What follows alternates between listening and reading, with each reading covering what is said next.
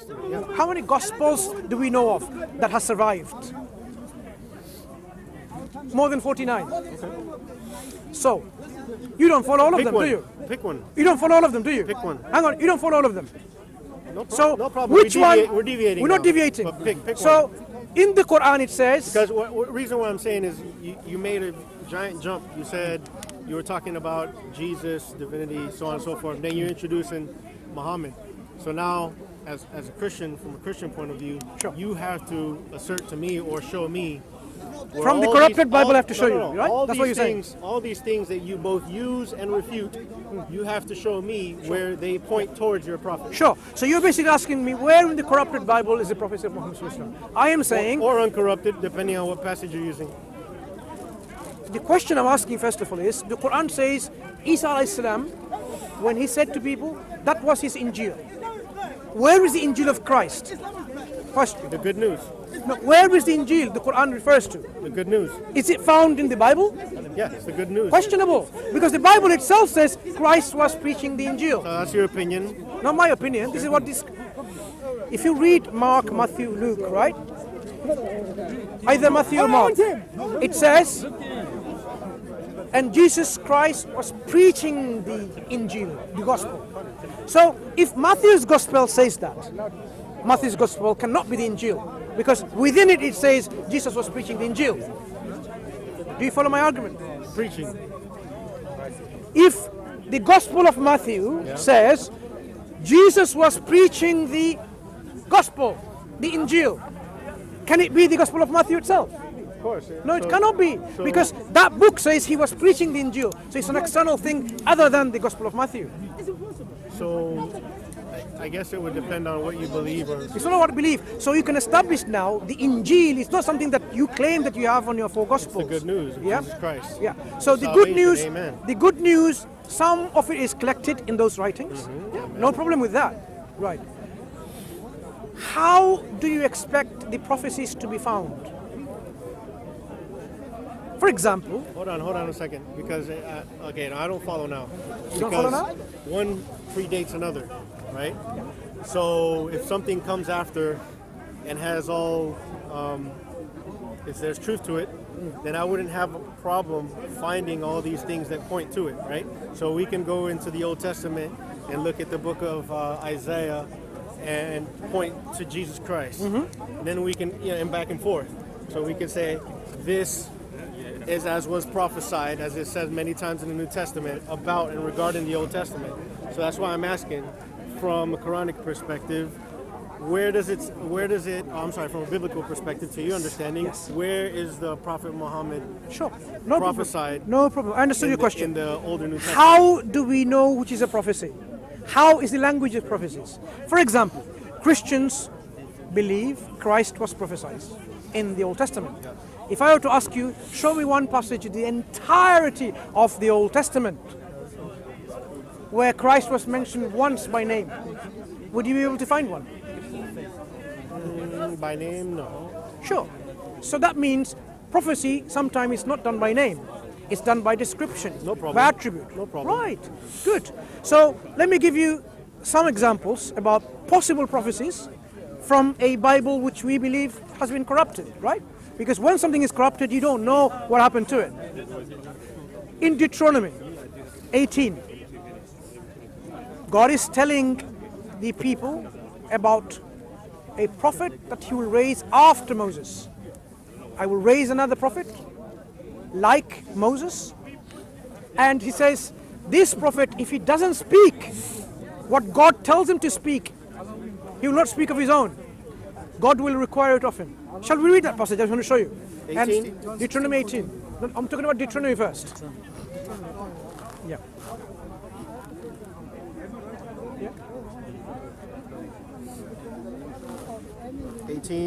18 is the verse, but we have to look at from the very beginning. 18, yeah.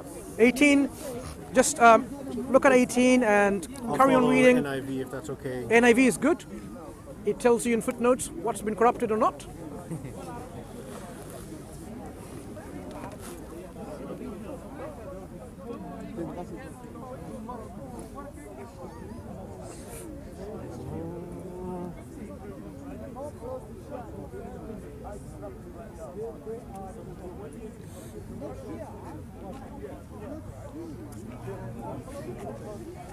Have you found the right section? We can read it on context.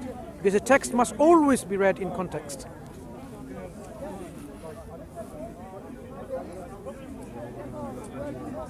The actual verse is 18:18. I'm sorry. Yeah. 14:18. Yeah. Nations you will dispossess, listen to those who practice sorcery or divination. Yeah. But as for you, the Lord your God has not permitted you to do so. The Lord your God will raise up for you a prophet like me from among you, from your fellow Israelites. You must listen to him. Carry on. For this is what you asked for of the Lord your God at Horeb, on the day of the assembly when you said, let us not hear the voice of the Lord our God, nor see this great fire anymore, or we will die. The Lord said to me, what they say is good. I will raise up for them a prophet like you from among their fellow Israelites, and I will put my words in his mouth. He will tell them everything I command him. I will call to account anyone who does not listen to my words that the prophet speaks in my name. I'll continue. But a prophet who presumes to speak in my name anything I have not commanded, or a prophet who speaks in the name of other gods is to be put to death. Sure. You may say to yourselves, how can we know when a message has not been spoken by the Lord, if what a prophet proclaims in the name of the Lord does not take place or come true? That is a message the Lord has not spoken.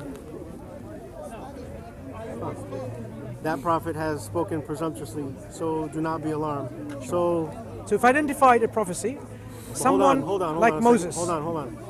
So the Lord is capitalized. So do you know what that means? The Lord. Yeah. So that's a very specific Lord. Do we know who that is? It's Yahweh.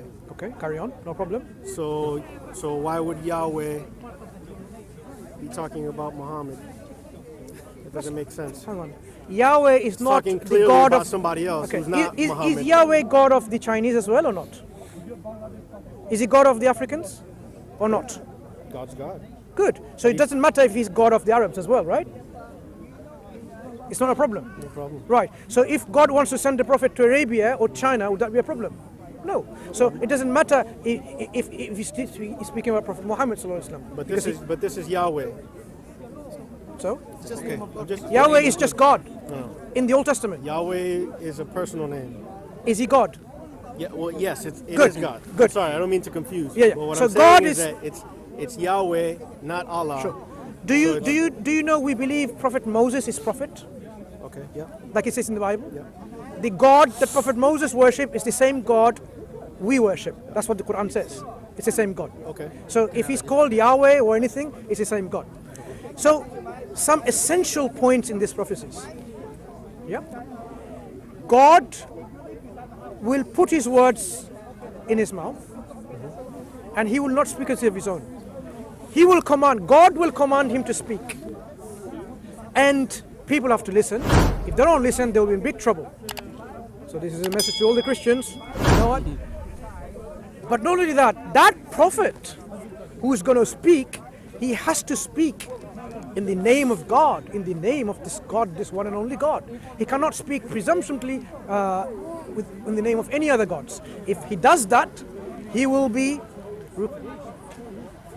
punished. Basically, he'll be killed or whatever. God will require it of him. But that's So- that's so- why I was mentioning right. Yahweh and Allah. So those are two different. No, please. We're different talking gods. about the God that promises or prophesies or gives you information about the future about a prophet to come. Now, let's identify who this person is. Who is this prophet? Not Muhammad. Please. First, we're trying to identify from what you already believe, right? Who is this prophet who cannot speak of his own, needs to be told what to speak, and if he doesn't speak what God tells him to speak, God will kill him? Can it apply to God himself? That God is going to come down himself and he has to be told what to speak, and if he doesn't speak what he's been told, he will be killed. Can it apply to God in any way, shape or form? So that's your answer. That's No, I'm asking you. so you're. So I First, I'm going to eliminate who cannot be referring to. I am saying it cannot refer to God in any way, shape or form. Because a being told that he will be spoken to speak. He cannot speak of his own.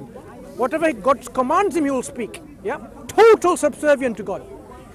It cannot refer to a God, or a son of God, or a daughter of God, or a brother of God, or an uncle of God. We disagree, but I digress. Go ahead. Think about it.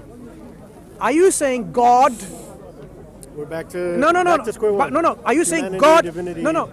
Not humanity, divinity. Are you saying God is going to come down and then he can't speak of his own? He says, I'm waiting, tell me what to speak.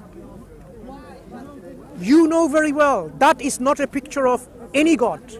You will reject it. Your heart and your mind will reject it. Because God is sovereign, almighty.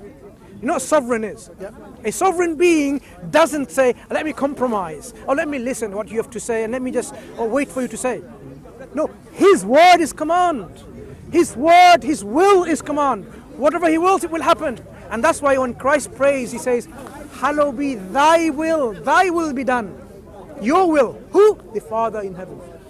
And that's why he said the only true God is the Father. He always referred to God as the Father, not to the Son, ever. So this person who's going to come, he has to speak in the name of God. So God comes down and he's going to speak in the name of other gods? Does that make sense? It doesn't make sense. God comes down as a son of God or a daughter of God or a brother and says, oh, maybe I can speak as in the God of Baal.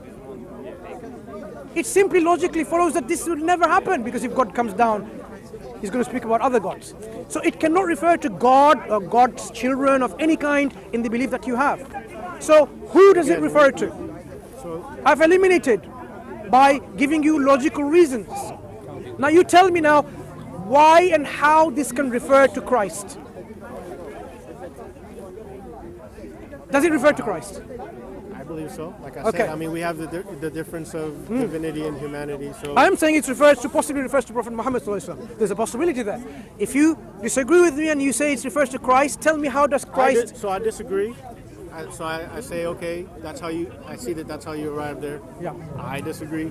Obviously, We can there's agree to nothing- disagree, right, no problem. But I would like to know what is your basis to justify, to fit Christ, the Son of God and God himself, into this prophecy.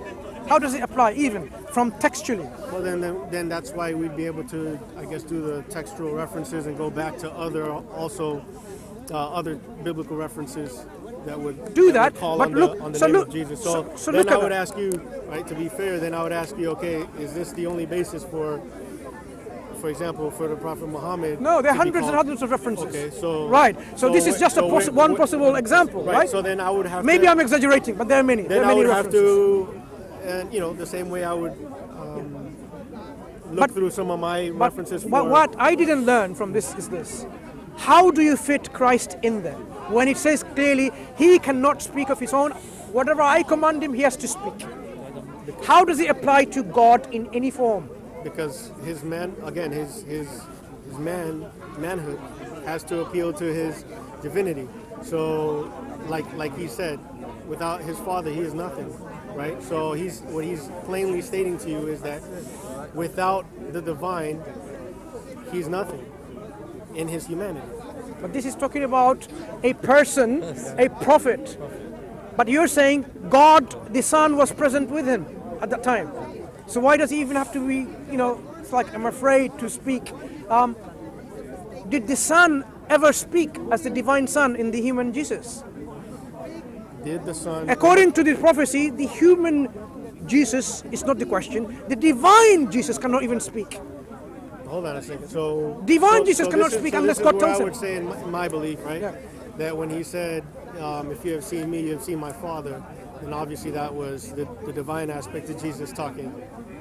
The divine nature of Jesus talking to when he said, "If you have seen me, you have seen my Father." That was not his humanity talking. That was Okay, his but divinity. you know that whoever's seen him, you have not seen the Father, you have seen the Son, right? Okay, who did they see? From your context? From your belief, Not when from people looked at Christ, did they see the Son or the Father? That depend on it if they believed in him or not. So according to Christ, they never seen the Son. The Son was never seen by anyone. If you have seen me, who have you seen? The Father. So what's the Son ever seen? I don't think so. I follow what you're saying, but I don't know that it applies. But anyway, my friend. You have to go because you've been asking to go leave for a long time. We've been talking. What's your name?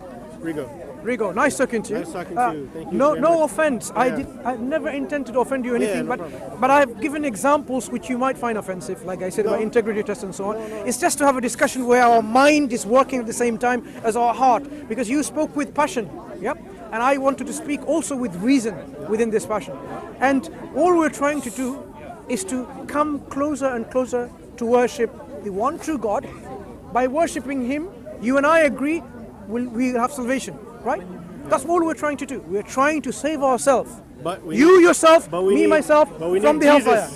Yeah. That's the part I have to add. Yeah. We need Jesus. According to Jesus, you need the prophet to come after him. We need Jesus. Who is the prophet come after him? That's another discussion for another time. You take care. Rigo. Yeah? Nice talking to you.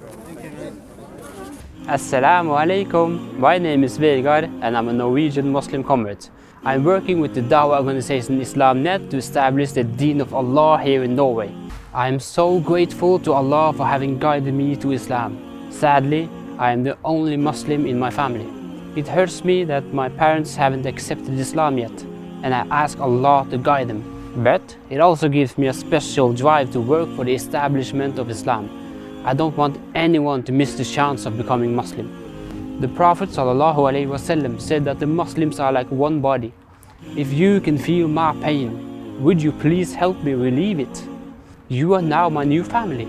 Click the link and donate to establish this masjid and share in the reward for the message of Islam reaching the corners of Norway.